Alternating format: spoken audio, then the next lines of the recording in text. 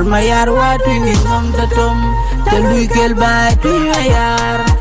akana bigal ku belang na er champa de yok twi mayar kwata ge yok twi mayar wa twini nom da tom takila twi mayar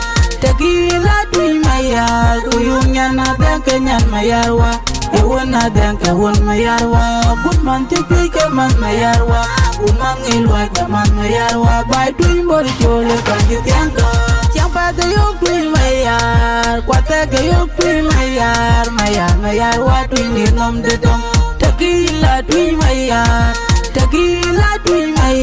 kuyunya na danka nyan mayarwa Ewana danka won mayarwa good man tipi ke man mayarwa umang ilwa ke man mayarwa bai tuin bori chole kanji tiangdo bai tuin mayare panadwen tuin dayo ye panadwen anken bai tuin mayar wega mun mayar nong dotom wega mun di tepirin wega mun bai tuin mayar wega mun ni mawato madud bai tuin mayar tuin di nom dotom kawe ya mun kamid mayarwa adiang mayom wundi chirian wakwara lang wundi lang iju kukwai maduring banyaman ku mabonga yul kol kutona wijayul kwamyulir bol chol kawo tui mayar enken bai tui mayar wundi nom betom champa de yok tui mayar kwate ge yok tui mayar wa tui nom betom takila tui mayar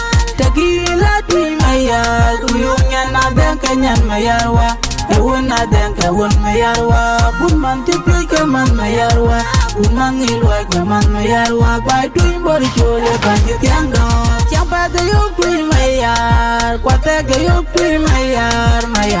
wa tuin nom de dom takila tui mayar kuyunya na danka nyan mayarwa Ewana danka won mayarwa good man tipi ke man mayarwa umang ilwa ke man mayarwa bai tuin bori chole kanji tiangdo gayarian kwarin chol mayarwa keda kwate keda nyingro ya keda nom tutong wega ngiyate menyangka chol agol tingagar madang undi da konbu achol gi nangiyate tingagar madang kwenyan mayarwa di dari lok di de nyambo ke chol mayar oro chol mayarwa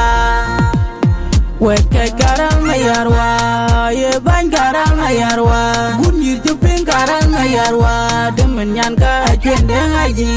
majongkira chwende ngaji atowera chwende ngaji yandu na jagol wangi mayarwa ameten bai tui mayar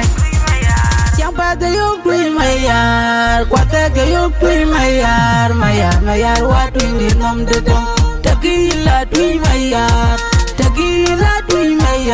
kuyunya na danka nyan mayarwa Ewana danka won mayarwa good man tipi ke man mayarwa umang ilwa ke man mayarwa bai tuin bori chole kanji tiangdo